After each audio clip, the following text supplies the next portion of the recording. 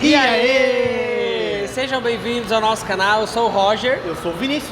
E nós somos Amigos da Milidux.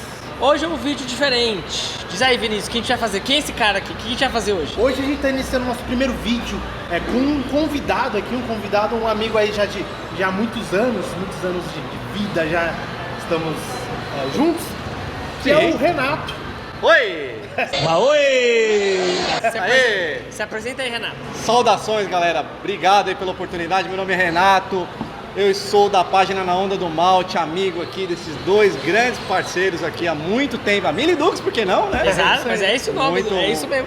Eu trabalho com um monte de coisa, na verdade, a gente vai falar um pouquinho sobre isso, mas assim, vim aqui para bater um papo legal, contar um pouquinho para vocês de histórias bacanas sobre cerveja. Vamos falar um pouquinho sobre isso, né, Vitor? Esse é o tema de hoje. A gente trouxe nosso amigo Renato para falar de cerveja, porque disso ele entende, né? E gosta. E gosta. Mas antes de mais nada, eu vou pedir para vocês aí, se você ainda não segue o nosso canal, se inscreva, ativa o sininho, deixa o seu like e compartilha com os amigos. E segue a gente também lá no Instagram, @miliduxcomk. Além da nossa página, também vou pedir para vocês seguirem aqui nosso amigo Renato. A página é Na Onda do Malte, segue lá. Do Malte. Manda um beijo, abraço, aperto de mão, segue lá que vai ser sempre bem-vindo para poder bater um papo cervejeiro. Beleza? Então bora lá. Isso. Vem vinheta, daqui a pouco a gente volta. Rola a vinheta.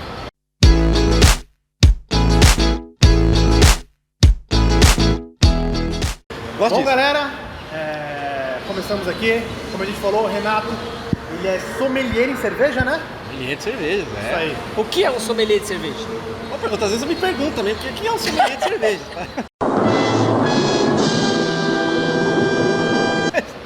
Mas vamos lá, sommelier de cervejas é uma pessoa que se especializou no ramo cervejeiro em questão de conhecimento e educação para poder ajudar as pessoas a entender como consumir uma boa cerveja, né? Então não é aquela pessoa metida que fala, não, na verdade não é isso, tá? Pelo amor de Deus, se vocês lembrarem disso, esqueçam. Na verdade é uma pessoa que ajuda a conectar o produto, que é a cerveja, com o consumidor que vai beber a sua cerveja, a poder apresentar, falar um pouquinho e orientar as pessoas a consumir uma boa cerveja de acordo com o que elas gostam. Conta um pouco da sua história pra gente. Isso, a gente quer saber por que você resolveu ser um sommelier de cerveja, desde quando você começou a apreciar a cerveja. Conta um pouco aí pra gente da sua história. Não, é verdade, é uma coisa muito curiosa, porque a gente nunca imagina que a gente vai entrar nesses caminhos, né? É mentira! Vai muito por vontade, né? E assim, o grande barato da história é que eu resolvi aprofundar esse conhecimento porque eu gosto de cerveja, né? Sim. Então assim, aquela coisa, se você gosta, vai entender melhor o que você gosta, né? Então eu resolvi fazer um pouco de estudos na área cervejeira para poder entender melhor como funciona, qual a história e se eu poderia conhecer mais de cervejas. Não, bacana. Quer fazer já alguma pergunta específica? Quero. Primeira pergunta. A gente ouve falar, mas a gente não sabe se é verdade. O mercado de cerveja artesanal no Brasil está crescendo? O mercado de cerveja artesanal no Brasil, né, principalmente, ele está em crescimento, porém ainda tem muito espaço, né? Tem um mar incrível ainda, né? Só para vocês terem uma ideia, o mercado cervejeiro no Brasil, cerca de 98% do que é consumido de cervejas no Brasil ainda são as cervejas mais comuns que a gente fala. A gente fala de mainstream, né? A cerveja mais tradicional, aquela do nosso churrasco, do dia a dia em casa ali. Então, esse é o grande mercado hoje. 2% desse mercado são apenas cervejas artesanais. Então você olha o mundo que tem ainda hoje. 2% só? É muito pouco, né? Então tem um mundo exploratório ainda incrível, né? Então está crescendo, esse mercado hoje é um mercado potencial. Então as pessoas hoje têm que ter a cultura de entender se elas podem ir para esse mundo de cervejas artesanais, porque tem muita opção boa para começar e para poder desvendar. E no Brasil, já falando em cerveja artesanal, a gente tem em média quantas cervejarias artesanais? Você tem uma ideia? Sim, hoje, por incrível que pareça, a gente fala muito de cerveja, né? Hoje no Brasil tem cerca, né, no último registro aí da Abracerva, tem cerca de 1.300 cervejarias no país. Bastante. Então é um número crescente, né, um número grande, né? Mas ainda tem muito potencial, né? Se a gente for olhar os grandes mercados aí, como Estados Unidos, Bélgica, Inglaterra, né, que tem 3, 4, 5, 6 vezes mais cervejarias do que a gente tem muito potencial hoje, né? Então realmente é bem interessante. Parece muito, mas ainda é pouco. Mas olha só o número de cervejarias que tem hoje. Perto do tamanho do Brasil, né? Então, exato. Então tem muito mercado ainda hoje, viu, gente? Não, bacana. Acho que uma pergunta que todo mundo faz é tipos de cerveja. Porque o pouco que a gente se interessa em saber sobre isso a cerveja brasileira é aquela cerveja clara, que todo mundo bebe, mas a gente sabe que tem cerveja europeia que é mais escura. Existe uma categorização, categorias, tipos, classes de cerveja? Sim, boa pergunta, Roger. Tem sim. Na verdade, hoje na estrutura cervejeira, nós temos duas principais famílias cervejeiras, né, que a gente fala, né, que são as cervejas de baixa fermentação, que a gente chama de lager, né, que é a mais comum, que a gente vê hoje aí por aí, né, a gente toma uma cervejinha clara, leve, refrescante, aquela do dia a dia, né. E a gente tem a outra família cervejeira, que é a família ale, né, que são as cervejas escuras, mas principalmente as cervejas de alta fermentação, né. A gente tem aí principalmente cervejas que a gente conhece muito no mercado, como as stouts, as cervejas escuras, mas também as cervejas alemãs, né, que são cervejas mais turvas, como as Weizenbier, né. Então assim, isso é a principal estrutura. E aí dentro dessa grande história cervejeira, a gente tem 4 escolas cervejeiras, né, que são as escolas belgas, né, a escola belga cervejeira, que é a escola bem tradicional, a escola americana, né, que é a escola mais nova dentro desse mercado, né, a escola americana. Aí tem a escola alemã, que é uma das mais antigas dentro dessa estrutura, e tem a escola inglesa, né, toda a área inglesa ali, né, que tem Escócia, Irlanda, enfim, que é uma outra escola cervejeira. Então a cerveja está dividida com muita opção para a gente poder consumir. Eu acho que o que você disse, hoje a gente tem um leque de opções muito grande, né? Para quem tem vários tipos de paladares, né? Sim. Temos desde cerveja doce, cerveja amarga, mais cítrica. Aromas diferentes. Temos diversos aromas de cerveja, né? O que eu acho que pode agradar diversos paladares aí, para quem gosta, né? Você colocou muito bem. O ramo de cervejas, né, a estrutura de cervejas que a gente tem hoje, ela atende vários paladares. Então é o primeiro grande diferencial se a gente for comparar naturalmente com o vinho, com o uísque, né, que tem um ramo de aromas e paladares muito restrito. Então a gente for olhar hoje e falar assim, pô, eu quero investigar esse mundo, quero conhecer, quero entrar de cabeça nesse mundo. É claro que vai ser desafiador a gente oferecer uma cerveja muito alcoólica, muito potente, né, para essas pessoas. Muito diferente, né? Muito diferente, que a pessoa vai falar assim, não é, porque a pessoa vai assemelhar aquilo com isso aqui que é cerveja artesanal. Não.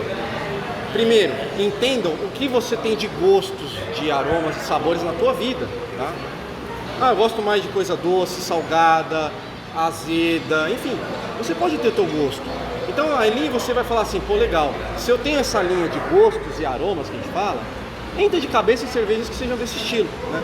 Então hoje a gente posso falar assim, pô, para qualquer pessoa, quem entrar de cabeça no mundo de cervejas mais artesanais, você tem alguns estilos muito clássicos, como as Belgian Wheat Beers, né?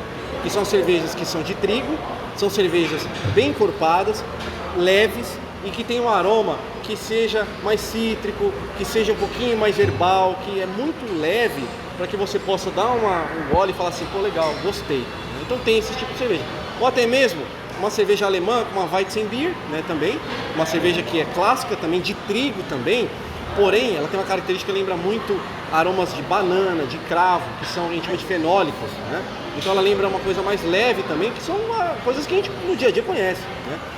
Mas também tem outros estilos que a gente pode lembrar, como por exemplo, uma Munich Helles, né, uma cerveja alemã também, que é super filtrada, leve, clara, que é a mesma cerveja parecida com a cerveja de dia a dia que a gente toma. Então assim, primeira coisa saiba os aromas e sabores que você gosta. Identifique. Pra que aí você entre de cabeça na cerveja artesanal. Eu gostei do que você falou, porque muita gente, né, tô pensando, que tá acostumado com a cerveja tradicional, mainstream. Aí vai experimentar uma cerveja artesanal, levam ele vem conhecer uma cerveja artesanal. Aí é um aroma que a pessoa não curte, ela é muito mais forte, e a pessoa associa que cerveja artesanal é aquilo. Isso. E ela acaba se desinteressando. Não gostei de cerveja artesanal. As pessoas mais velhas são assim. Muita gente não gosta porque acha que cerveja artesanal Medo do novo, é só né? aquele, medo do novo. Achei legal isso que você falou. É verdade, o medo do novo sempre atrai. Você fala assim, não quero, né? Então assim, é muito importante você assemelhar coisas que você gosta da tua vida, né? Sim. E, pô, eu adoro laranja. Putz, então quando eu conheci a cerveja, foi através de uma cerveja que tinha aromas e sabores de laranja. Eu falei, puta, cara, é isso que eu quero. Legal. Então faça essa assemelhação que você consegue desbravar o mundo de cerveja artesanal. Incrível. Uma dúvida também, cerveja a gente sempre pensa muito antigamente, aqui você falou Alemanha, Bélgica, Inglaterra, e o clima lá é bem diferente daqui. Então, uma dúvida que me mandaram o brasileiro toma cerveja estupidamente gelada, a canela de pedreiro, né? Isso. Tem diferença, né? Tomar a cerveja que os brasileiros tomam é apropriada para tomar bem gelada, tem cerveja que não é para tomar bem gelada assim, a diferença da temperatura conta, como que é isso? Ou não? Sim, a questão de temperatura da cerveja, ela está muito influenciável ao tipo de cerveja que você está degustando. Então tem esse ponto, né? Então cada estilo de cerveja, cada linha de cervejas, é recomendada uma temperatura para você armazenar e poder degustar. Por quê? Através disso você vai sentir todas as características dela, os sabores, os aromas, o corpo dela, tudo o que ela entrega para você. Então é muito importante você entender daquela cerveja, né? Eu até falo às vezes, né? É que nem você está comprando um produto lá na loja e você vai e abre a caixa e já sai usando. Mas eu duvido que muitas vezes, eu também inclusive, tá? Eu também faço isso. Você não lê o manual de instruções para ver o que aquele produto faz, como é que liga e tal. Cerveja é a mesma coisa, você tem que entender o que a cerveja te entrega, a temperatura dela, como armazenar ela, porque senão você não vai sentir o que ela te entrega. E às vezes você vai ter uma experiência diferente do que ela te entrega. Então tem essa questão. Por que o brasileiro adora tomar cerveja gelada, trincando, como a gente fala, ou canela de pedreiro, da forma que for? Por quê? Porque é uma cerveja que refresca. Por causa do calor do Brasil, né? Por causa do nosso clima, exatamente. O nosso clima favorece a beber a cerveja gelada porque você vai se sentir confortável, refrescante, né? Antes de você degustar a cerveja, tira ela um pouquinho, deixa ela paradinha lá, fora da geladeira para esquentar um pouquinho. Deixa ela curtir um pouquinho, ela deixa só um pouquinho. Deixa ela trabalhar um pouquinho, né? Porque só a gente trabalha, ela deveria trabalhar também. Então deixa ela gelar um pouquinho. E aí, quanto tempo? Aí vai da tua experiência, não tem tempo, mas pelo menos eu deixaria uns 10 minutos. Deixa ela paradinha, 10 minutinhos lá, né? E aí a partir disso, você vai, abre ela e degusta, tá bom? Então faça essa experiência que é bem legal. É que a gente estava falando de cerveja brasileira, então fazendo um resumo, ela é uma cerveja que tem que ser consumida rápida, né? Sim.